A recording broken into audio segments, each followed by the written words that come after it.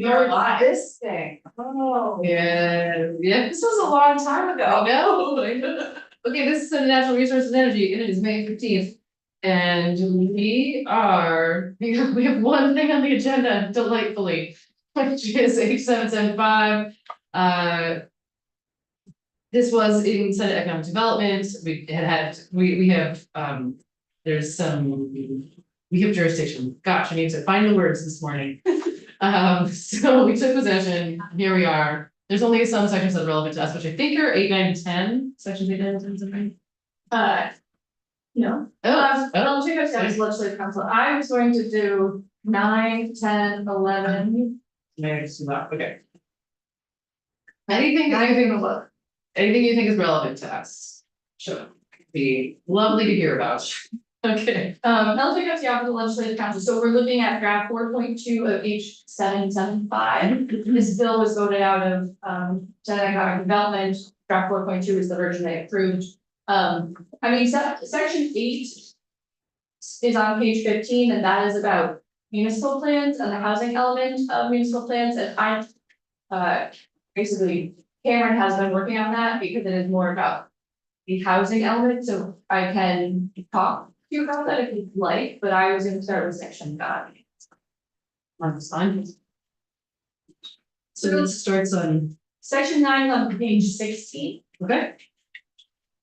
This is amending 24 BSA 4303, the definition section of chapter 117, the planning and zoning chapter. And it is amending the definition of areas served by municipal sewer and water infrastructure. So this definition was created in 2023 as part of the Home Act and the increased density requirements. So you have required in chapter 117 a few additional requirements for municipalities that have zoning around increasing the density of housing in areas served by municipal sewer and water infrastructure. So you were looking to have a definition of what those areas are, because in municipalities, it actually means a lot of different things, or a lot of different shapes this can take. So the definition is quite long, and it has 2 options, basically. The language that's on page 16 is the first option. It's an area where residential connections and expansions are available to municipal water and direct and indirect discharge wastewater systems, and not prohibited by. Currently, it's state regulations or permit identified capacity constraints or municipally adopted service and capacity agreements. We'll stop there. The second half of the definition says that a municipality can define the area served by municipal sewer and water for their purposes based on the additional criteria in that part of the definition. And back during crossover, you all had there have been a few different proposals on how to amend the 2 parts of the definition. Briefly, there was a proposal to strike the first part of the definition and just have it be that towns had to put a definition in their bylaws based on the criteria. But now the first definition serves sort of as the default when an towns don't define their bylaws what the area means in their community. So that language is still in this version of the bill. You all had also contemplated what's on line 17, striking that this default area cannot be prohibited by, or currently it allows that the shape of the area can be regulated by the state regulation for permits. Senate Economic Development also made a change on line 19 to say it only includes municipally adopted capacity agreements, not service agreements. So that is the change on line 19. That is one your committee has in front of me. In the other definition, there's still the inclusion of fire districts. And so it only exists in the second half of the definition, not the first part of the definition. And I don't know if you want to consider adding to that one as well. To the first part? Yeah. For what it's worth, to my mind, that I would want to do that, I think. However, we are going to hear more on this section from DEC, so we're going to let's keep going for now, and then we'll come back to talk about this. So but for now, the only difference from what we had talked about previously was on line 19, the change on the name. Well, it's hard for me to say that because Okay. at one point you did pass a version striking all of subdivision by. Oh, that's right, yes.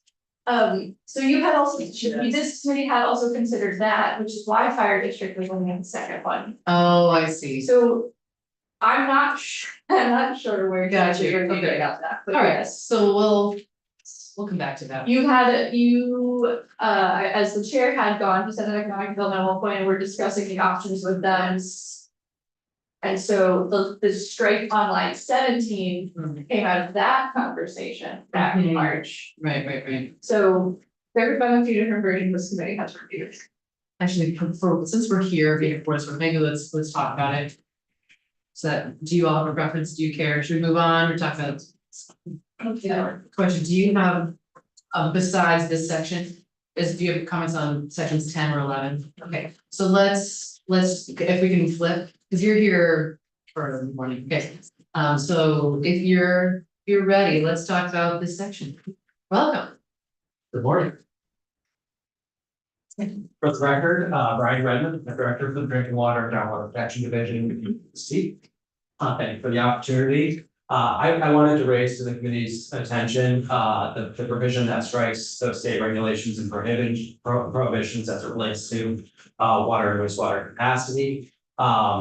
It just flagged for the committee that conflicts with some of our underlying authorities in Title 10, Chapter 56, which is our public water supply statute, which allows for the restriction of new service connections under certain circumstances. That is a significant decision to make, and we do not take that decision lightly. But there are certainly instances, can run the gamut, but typically the instance that we see is where there are significant and severe infrastructure limitations to serve additional connections. So our standard protocol there is once those limitations are identified, we would work with the municipality in this case, through our public water system operating permit to identify this limitation and reach an agreement plan in the schedule in order to remedy those issues that are preventing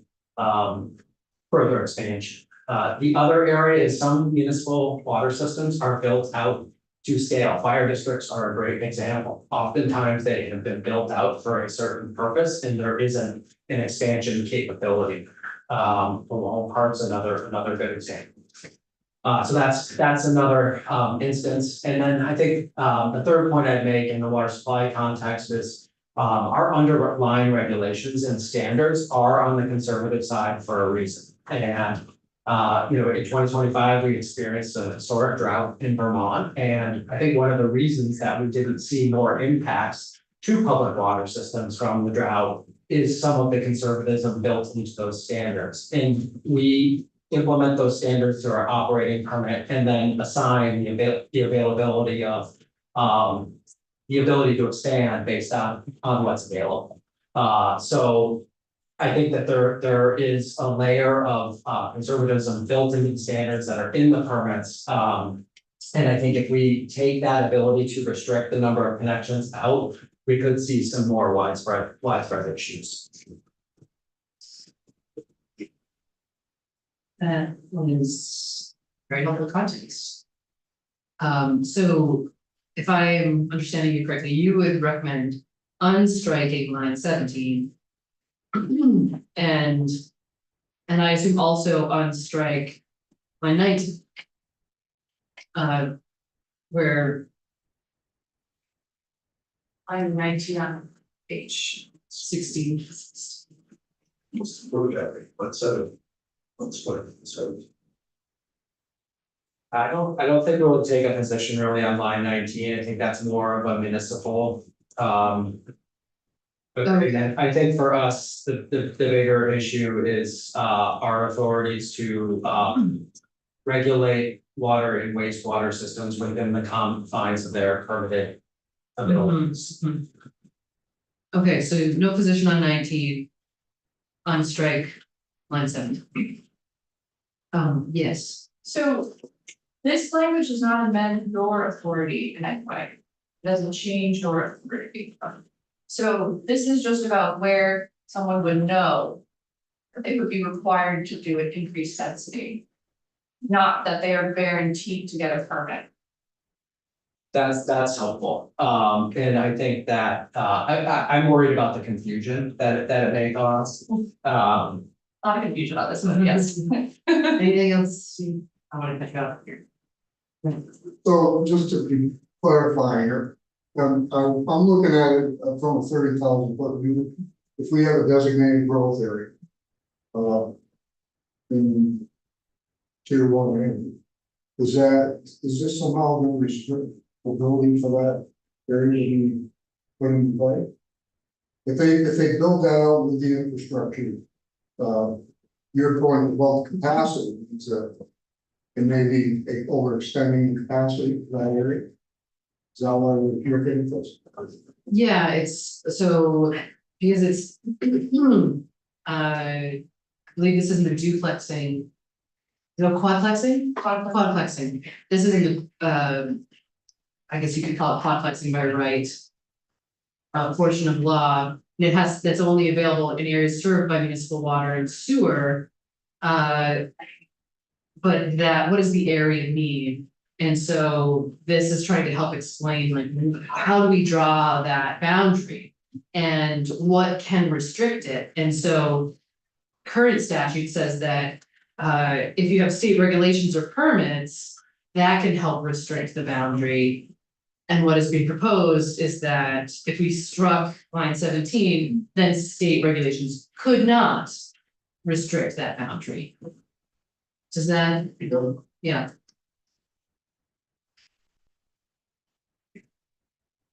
Can you, did I get that right? Yes, and I said in Southern Economic Development that this is not guaranteeing that those housing units will get a connection. Or that Yeah. the state or the municipality is required to issue a connection permit. That is not what this is doing. It's just identifying the areas as you just explained. So one hypothesis is that by striking this line, it's communicating that the state regulations and permits don't matter. When really, the reality will be, no, you need those state permits. And you have to follow state regulations. And so. One conundrum is the messaging, another conundrum is like, one possibility is, does it need to be called out here? Because it's gonna restrict it anyway. But does it give somebody false hope? To be like, oh, we're not restricting this boundary. Because of state regulations. So what was the rationale for striking? I don't know. Okay. I think the rationale, when they thought it was gonna be something else. Yeah. And it's better to just. Yeah. That's where I am. I think it's called, from just having talked through it just now, I feel like it would be less confusing, but yeah. So back to your fire district issue, if fire district can be a water main that's been extended beyond the population center for purposes of control fires, wildfires, whatever. If they have the indication might be that they want to tap into that for expansion and maybe wouldn't have the capacity. Is that your concern? Correct, it may or may not, right, but if it does not, that would be identified in the permit issued by the state. Maybe it's. Senator Beck, any thoughts you want to share before we move on? So. Just taking it in.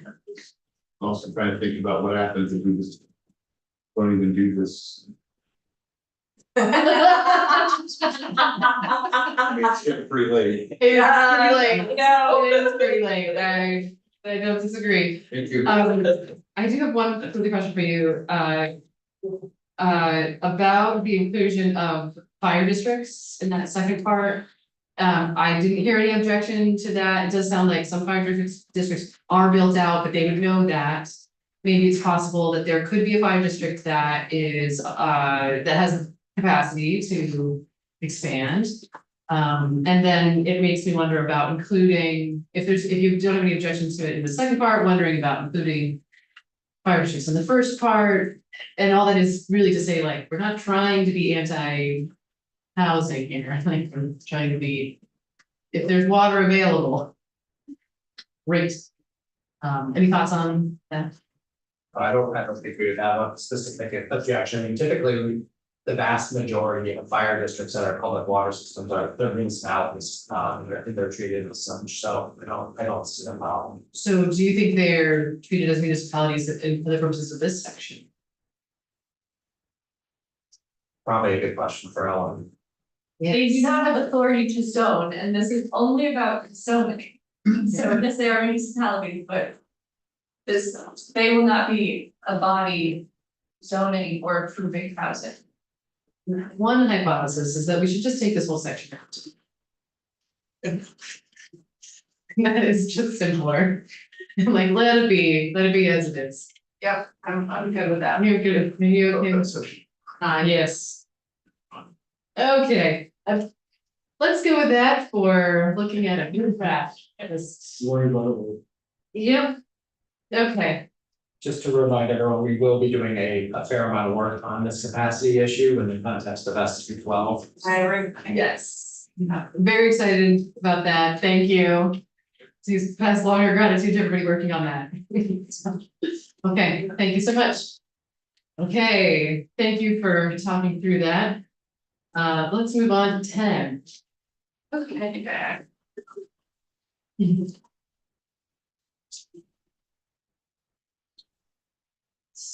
Section 10 starts on page 18. This is amending 24 GSA 4412, which is the statute that has all the zoning requirements. So the first part of this section at the bottom of page 18, this language appears in multiple other bills.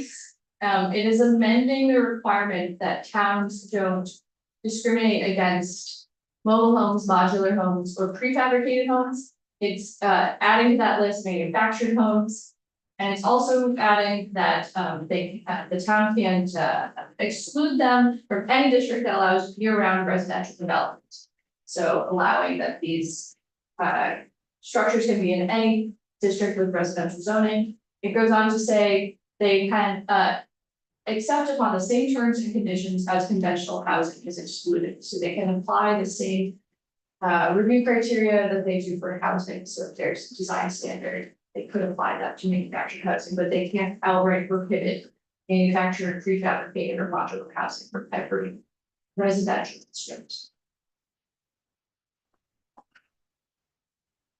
Yeah, you say every residential district, Correct. so they could some and not others. They are not allowed under this to exclude these types of housing from any residential district. You see that list again? Yep, it's mobile homes, modular housing, manufactured housing, or prefabricated housing. So if I have, in town, I have, Historic, young. yeah, I got a historic Main Street with a bunch of ornate homes that were constructed in the 19th century. And one burns down, or if somebody could put a mobile home in. If they met the same terms and conditions required for housing in that district. So if it is a design review district that has standards with the appearance, it would need to conform to that. But if it doesn't, If it doesn't, it can be put in that district. oh. So, Town just have to have this on the change. I'll just say, I think it's in at least 2 other bills that have already moving through the building currently. Sure. I don't think we want us to have no. Still got what I'm saying. Or that's, I want Wait, you're not in favor of this? Not in I've got all kinds of residential areas that are not, the- yeah, in any kind of district or anything, and, yeah. Wait, I'm sorry, I'm now confused. I think, so I need some clarification. I know Senator Mills, you had your hand up, I wanna if you had. No, I actually injected my question of the house.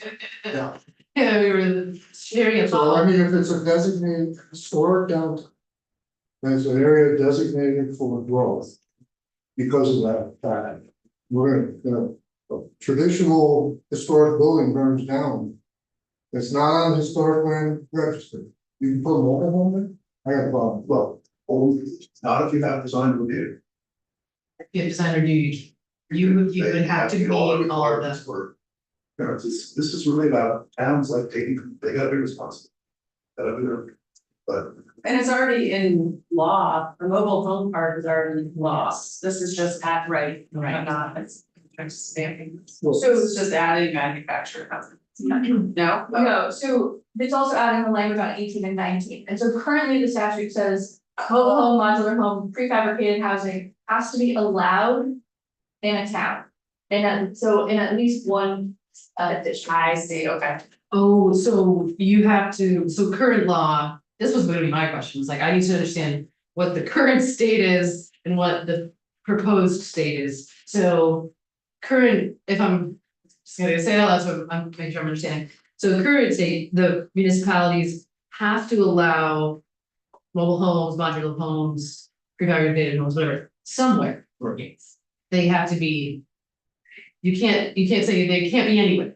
Correct. You have to be able to, you have to say they. By at least one district where they're allowed.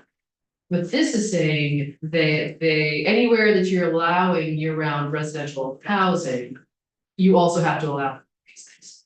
To the same extent, terms and conditions as conventional housing. Yes. can't say no just because they are.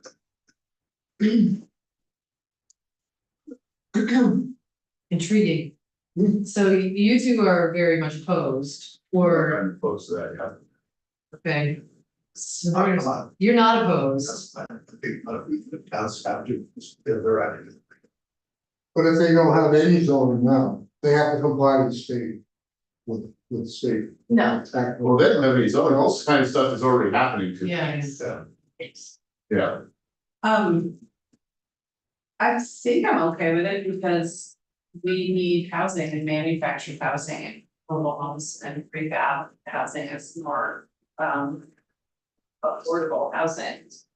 And excluding it from development, I mean, it would still have to go through all the other processes to be approved. This is just saying you can't exclude it just because it's a certain type of housing. manufactured and prefab, that stuff can all be made to aesthetically fit in, right? Exactly, so you could still have a house that looks just like any other Right, code but requirement. a mobile home cannot be able to fit into that. I can carve out from the nearest yard on it. It's, well, yeah, I'm wondering about, cause it's. What I'm hearing you say is. Keep any district that allows your own housing, but strike mobile homes, but I don't wanna, That'd be fine with that. I don't wanna. I think that's really problematic, that's, that's discriminating against a certain type of housing, potentially some people, can't afford. Yeah, I think I'm also okay with this language as it is. I realize that might divide the group, but You don't I. have to fight on. Yeah, Don't get me wrong, our first home was mobile. Yeah, yes, The aesthetics of that neighborhood, yeah, right? You're gonna, people are gonna be upset, somebody. But wouldn't they still? They would still have to go through to. Build a house or put a mobile home into a downtown of. Someplace, they would still have to go through the local zoning and permitting, right? Well, this is only about zoning, so we are only talking about town zoning, and. Yes, but housing in residential areas is often a permitted use, so there's little oversight that some in residential districts where it's automatic. well, and what I hear you say, Senator Bonner, is if they don't want it, they should get zoning, or they should get a design review district, or. Something like that. And if they do, they could, does this prohibit them from zoning against this stuff? Does, doesn't it? No, they still could, because it has to be all the requirements, which could include design review. The towns that don't have zoning probably wouldn't have a problem. I can tell you that. And this would not apply to them. But- This is only about towns with zoning. Yeah. They zoning Okay, require. Oh, I've okay. said that 4 times now. Sorry. And it took that many times for it to sink in. Design, but they're- Okay. Okay, thanks, Ed. Yeah, good to know. You're persistent. It's. More time is in charge. Oh, the human brain. Yes, okay. I'm getting the sense that. That there's enough votes to keep it for now. But let's keep, let's, You think design. okay, we can keep thinking about it. Let's move on to. Section 11, or is there more? There's There's still more. more in- Yeah, okay, oh, in, good. So on page 19, there are other changes in this statute on Oh, yes. town zoning. So in subdivision D, this is about duplexing and quadplexing. So you added the statute starting on line 9, Who's page you on? 19. In any district that allows year-round residential development, duplexes shall be the permitted use with dimensional standards that are not more restrictive than is required for single-family dwelling, including no additional land or lot area that would be needed, that would be required for single unit dwellings. When you passed this law initially, it said allowed, and going back and forth between allowed and permitted in zoning is one of the fun jargon issues in the zoning world. Allowed means it can be subject to conditional use review. Permitted means the lower level of review that towns go through. I'm not going to say the words by right.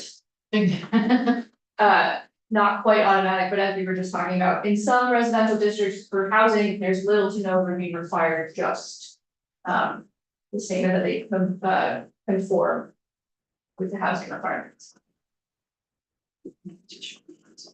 So I'm fine with it for that. The idea is to make it suitable to just, wherever you can have a single family home, that would be nice. As long as you have the infrastructure. It's, the duplexes are so efficient and they are one driveway, one set of utilities. It's out built fast, builds well. It's one of it's built fast, builds. You know, and I'm fun with me. Okay, I'm seeing a lot of nods. Yeah, now I'm fine with Great. things for it. Great. What is the on lines 15, 16, 17? So in the next sentence, in any district that is served by municipal water and sewer infrastructure, so that's the definition we talked about previously, that allows residential development. Multi-unit dwellings with 4 or fewer units shall be a permitted use on the same size lot as a single unit dwelling. And currently the law says unless that district specifically requires multi-unit structures to have more than 4 dwelling units. So in areas served by sewer and water, the law says that you shall, in those areas, dwellings with up to 4 units or quadplexes shall be allowed, permitted. However, the town could do the opposite and say that more than 4 units are required instead.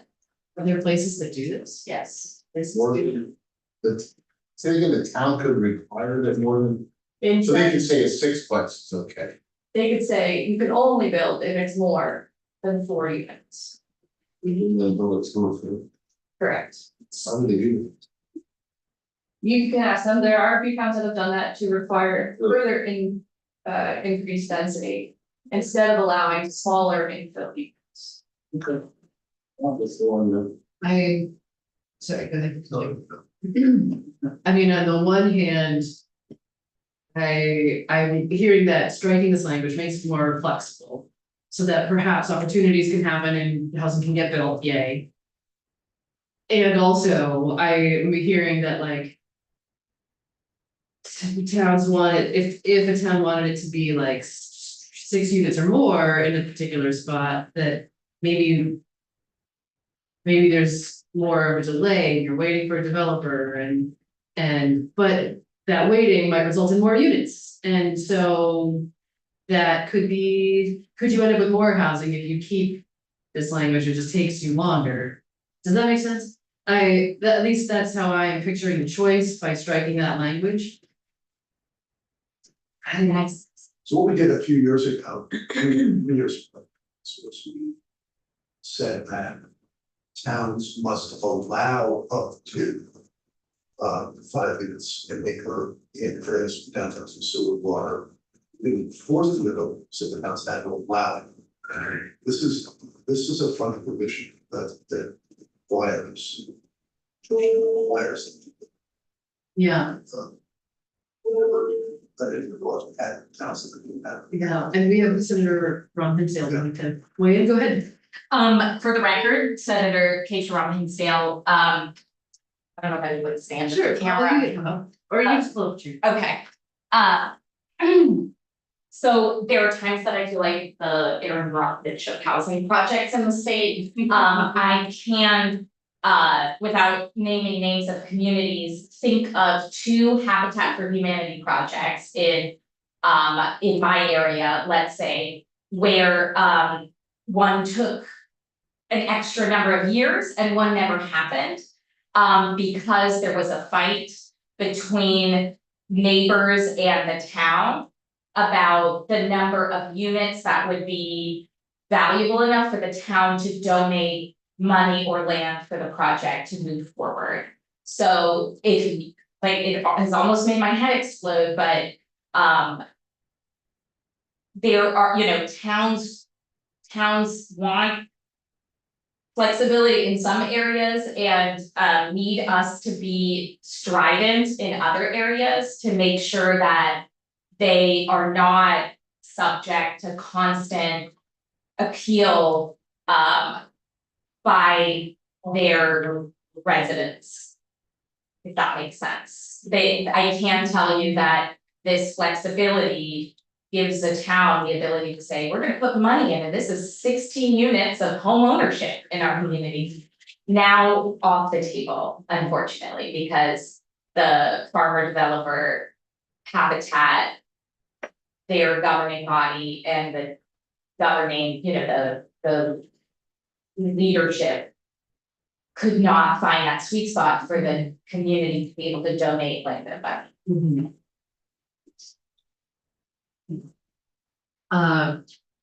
Back, any thoughts on what you all would like to do with this? And just to check in, was my characterization of like the choice is kind of there? Did I get anything wrong about that? No, I think that was. Okay, yeah. Yes, go ahead. No, I'm thinking, this is a. We can also come back to it, because there's more to discuss. Yeah, there's one, let's keep going. Let's. Sure, so at the bottom of page 19, there is another new provision being added again. Zoning. No bylaw shall require a duplex or multi-unit dwelling with 3 units to be constructed on an owner occupied lot. Currently in statute, there is a requirement that accessory dwelling units, there is a requirement that towns have a baseline requirement to allow accessory dwelling units as long as they're on an owner occupied lot. Towns are free to be more permissive about that and may not require that ownership requirement.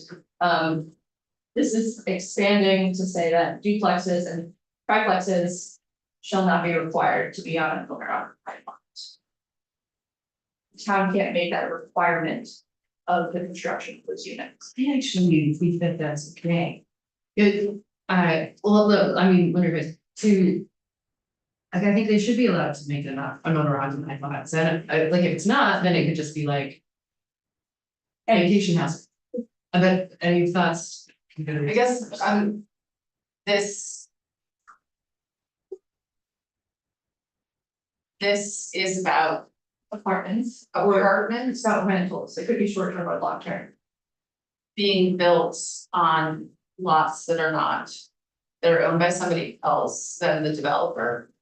I'm confused. I live in, I'd like to I live in a hear triplex, that. 3 people rent, none of them own it.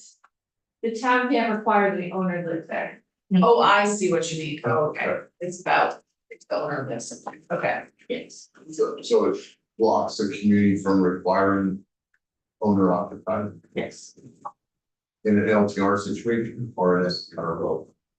I for one, under the definition, I'd like to take effect finance tonight. Yeah, but it's not, yeah, so, It can be both. I, Consistency. I guess particularly for this part, I'm thinking about Stowe and how they are having a lot of trouble building in a way that is also building their long-term, residential population. And so as all these homes are being built, there's a lot of frustration. And so I would wanna, I guess for, for them, I would wanna allow them to require that if they want. Yeah. This language is one of the two. I read it, which you don't. I know. Talk about. So, Any thoughts, Senator? I'm generally not a fan of requiring more office. I Mhm. don't think that helps expand the number of units because the available. But I just don't think it makes sense. Yeah. to require it. So how do you make thoughts? Well, I'm sympathetic to this Stowe situation. I think that happens in some communities that are more resort communities, and that sort of depletes actual year-round residents from living there. This language was confusing for me as well, part of it is that it's maybe just out of context. It's just in here on its own. But it's hard to make this decision very quickly without a real community discussion. Yeah. And at the end of the session, so I don't feel comfortable just being rushed on this, So to that end, when and you're thinking about this particular bit. Well, all of this All of comes to yeah. us right now without real community discussion and real testimony. So this is housing policy. I will say that, and I would like to explain that. Because I think you actually, So just hold on. yes, I'm gonna, Yeah, because then this is not comfortable. yeah, Discussion right now. okay. So one possibility is that because I'm hear that, like, this is a lot to be talking about like right now. So one possibility is that we take that part out, just for the sake of like, we need more time, we got time, but I know you don't, so you want to share? Go ahead. Yeah, so I mean, you can take Stowe, Burlington, Brattleboro, any example of a community that has a housing crunch and is looking to get more units. On, a particular site infill development, rather than having to build a huge apartment building, that is where we're gonna get a majority of our units from. And without going into anything else, it creates an encumbrance on the property and is into perpetuity that dissuades people from building them in the first place. Why? Because we also keep changing our definition of what we mean by long or short-term rental. So for example, there is a requirement for the life of your financing in VHIP or CHIP. And many people are using VHIP, for example, to do ADUs that are either attached or detached from a building. They're using that financing to create a unit that has a lot of encumbrances on it. And for the life of the financing, this is government paid, we're saying you can't turn it into a short-term rental, et cetera. Right. When the life of that financing is over. We really maybe shouldn't be saying what can or can't happen. And if a municipality is, most people don't ever build a unit in the first place. Because instead of being a value add that you've paid for that unit, it becomes an encumbrance when you go to sell it. Because that person who buys it can't use it for anything unless it is owner occupied. What I would say is Stowe is a perfect example where people are having a hard time affording their property taxes and living on their property and keep staying in Stowe unless they can build something on their property that can be used as a long-term or short-term rental. And this gets back to the finance conversation where we're doing landlord tenant, like all the housing people are in here because we're doing landlord tenant law right now in our committee. The same unit can be long or short-term rental in the law. You can rent it for the shoulder season for 3 months to one person. And then you can rent it all summer for a week at a time, etc. Municipal law can take care of those kinds of things and prohibit short-term rentals shorter than 30 days. I have been talked to Stowe continually about discussing that policy because there are only 5 or 6 communities in the state that have a short-term rental problem. Everywhere else in the state, it is helping people keep their housing to be able to have another unit on their property. And if they can't do something like this, they are more likely to have to leave their community. Thank you. What I heard in that too was having another unit on their property, so that would be an owner occupied lot. It would, but if they go to sell it and or they do need to rent it because they have to go take care of a parent in another state, they are liable to, the municipality saying this isn't owner occupied anymore and I don't know what, what I don't like is that informally things can happen, but when you go to finance with a bank, we are running into this right now with CHIP and probably VHIP soon.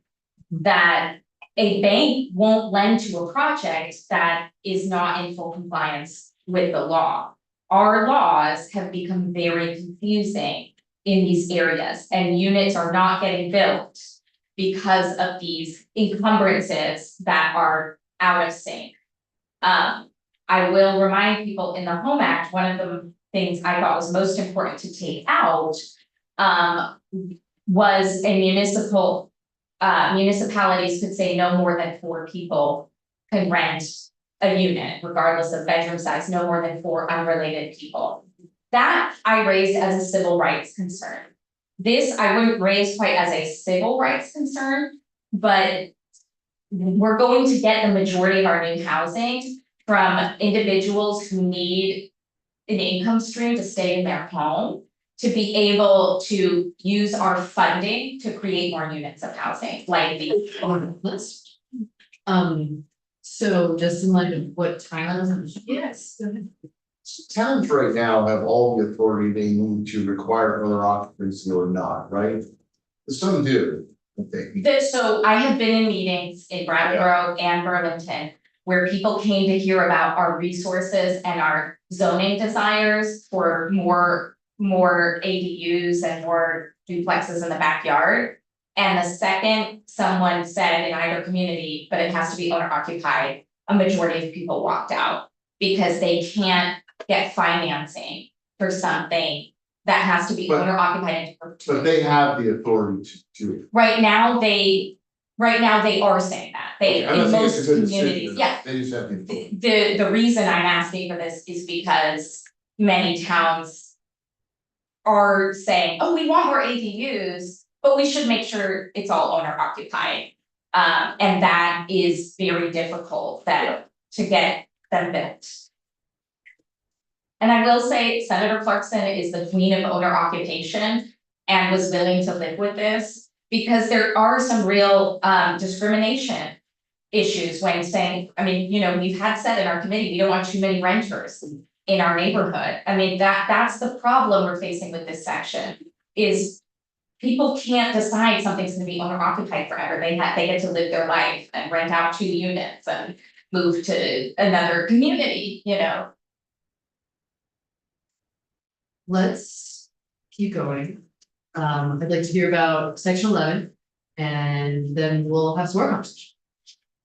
Sure, so section 11, language starts on page 20, but the changes are on page 21. This is an amendment to 24 VSA 5803, which is the state community investment program. This is the successor program to the designated area program.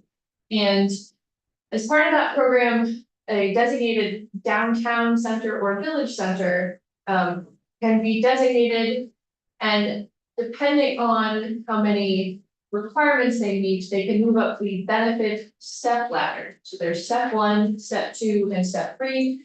The higher the number, the more incentives are available to those communities. So on page 21, there are proposed amendments to the requirements for step 2 and step 3, which are the same, which is the requirement that a portion of the center is listed or eligible for listing on the National Register of Historic Places unless recognized by the program as a pre-existing new town center.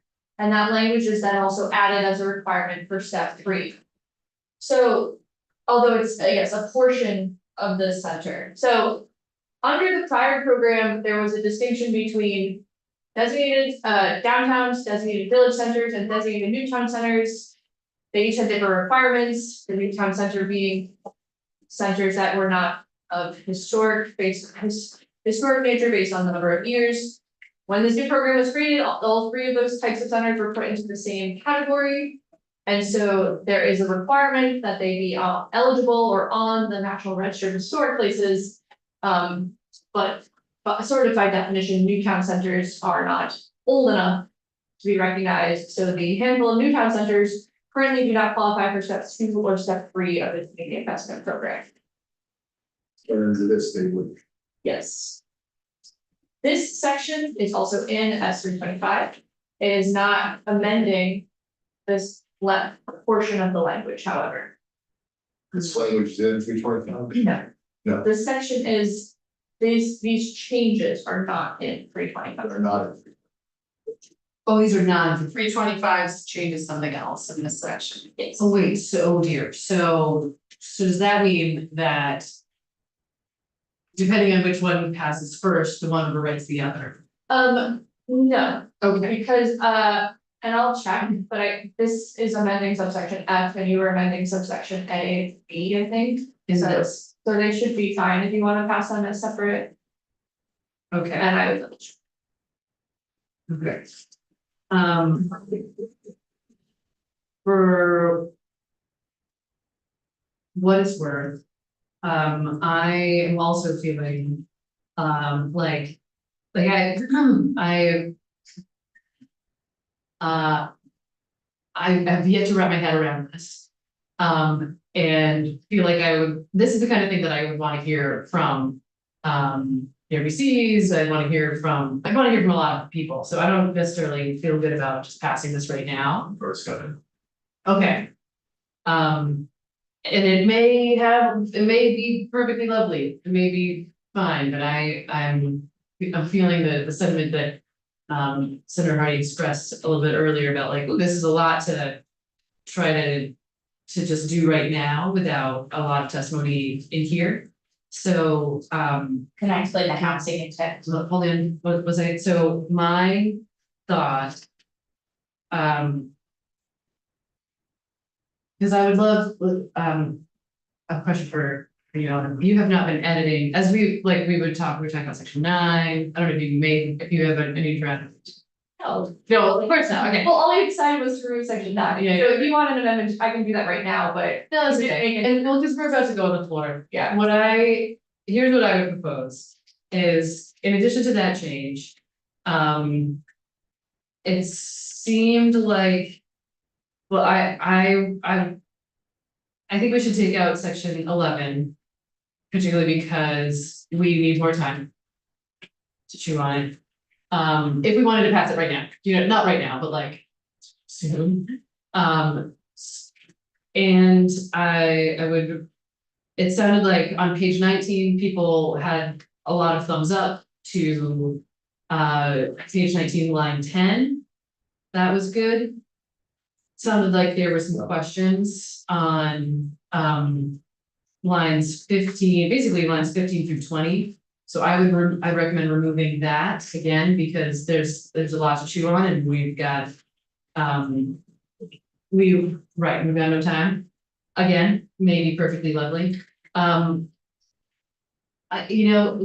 back, I'm going back earlier, going to page 18, because we curious for the thoughts from the committee, but I was hearing like just conflicting thoughts there. One possibility is that it sounded like there were votes to keep that language, particularly because it's already in place with zoning, so we could keep just that portion of section 10. Was I clear just now?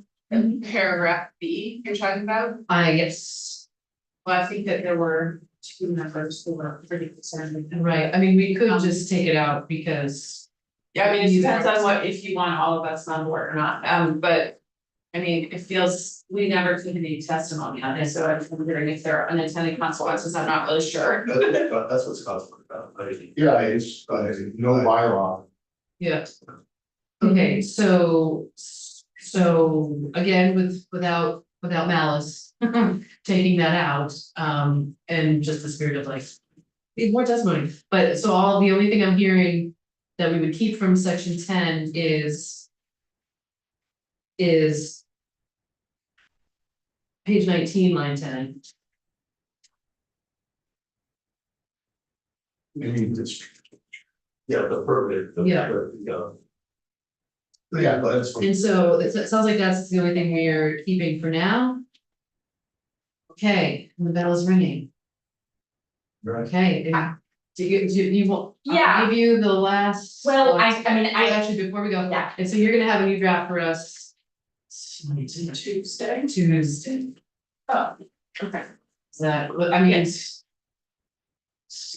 we'll figure that out. This kind of involves Yes. ledge council in Okay. the sense that, when we did the Home Act, we may have felt there was a time crunch. But we did get together and work through some of these issues because they are either shared jurisdiction or you are making changes that are far more housing policy than environmental policy, right? Ending discrimination against manufactured housing is a big policy goal of the Housing and Economic Development Committee because it lowers the cost of housing.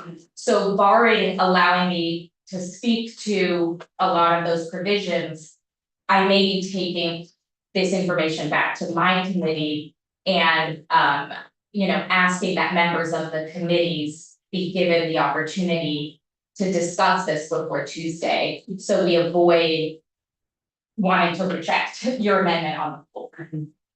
I just think we need more testimony on it from actual housing experts, than Scott and Terry were concerned about that section, so.